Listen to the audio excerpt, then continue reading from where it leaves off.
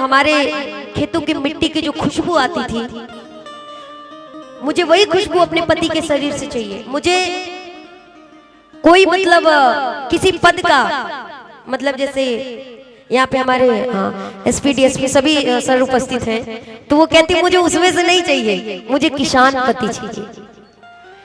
और कहने लगी कि होंगे सबके तल्ले दो तल्ले के घर बने होंगे, लेकिन हमको गांव में जो हमारे पिताजी की जो मड़ई थी ना, गर्मी में सर सही बात है कितनों एसी लगवा लीजिए गर्मी फिर भी लगती है, लेकिन गांव में अगर लाइट कट गई हो तो पेड़ हो उसके नीचे चारपाई बिछा के सो जाइए, आपको एसी कूलर फेल।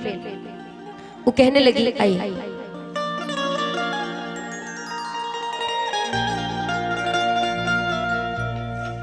केहू के तल्ला तू तल्ला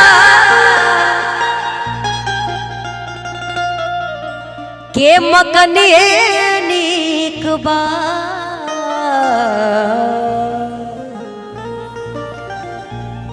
अरे सखिया रे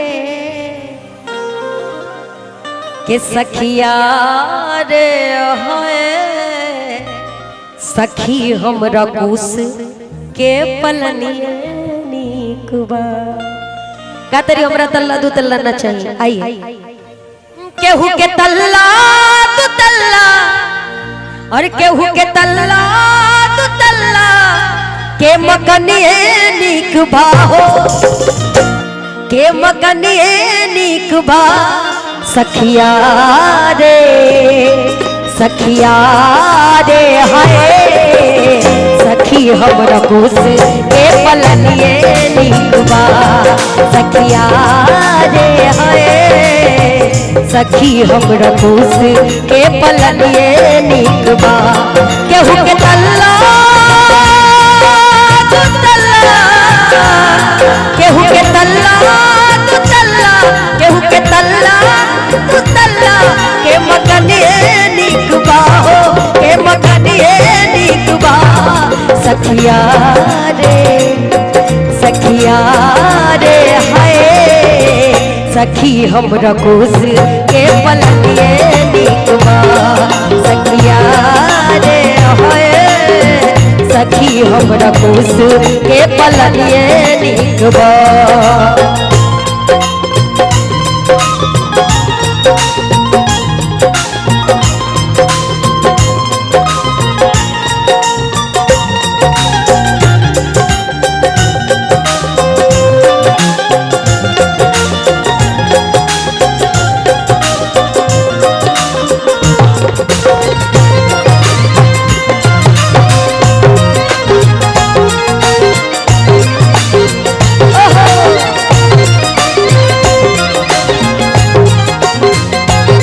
और कहा तरी टीवी ट्यूब लाइट कूलर तोहरे कोठरिया हो,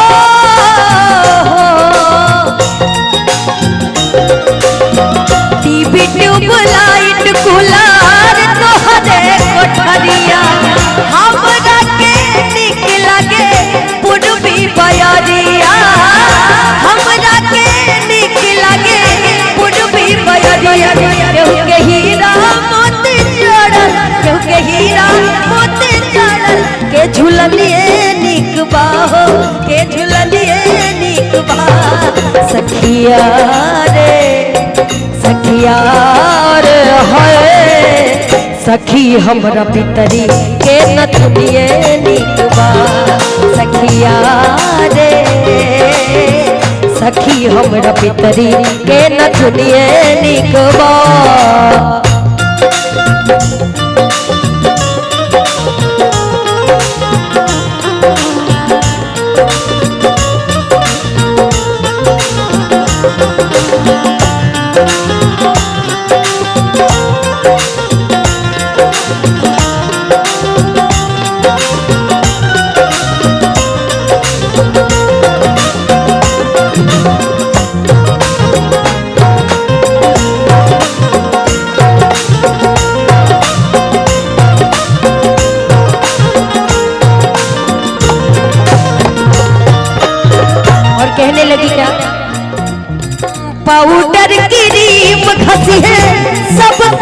सजनवा हो,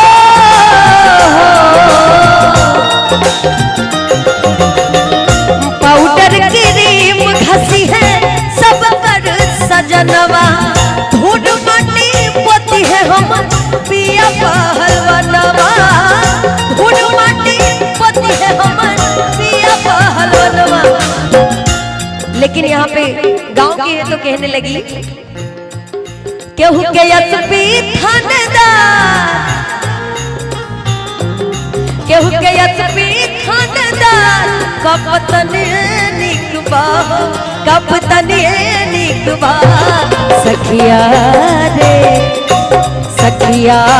रे है सखी हमरा सैया के किसनिए निकबा, सखिया रे है सखी हमरा सैया के किसनिए निकबा।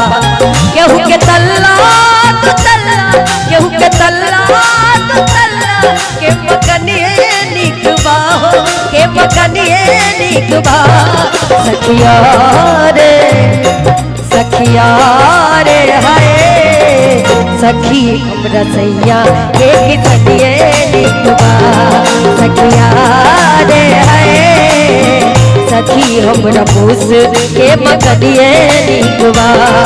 सखिया रे सखी हमरा पितरी के नसनिए निकबा, सखिया रे सखी हमरा सैया के किसनिए निकबा। सखिया रे सखी हमरा सैया के।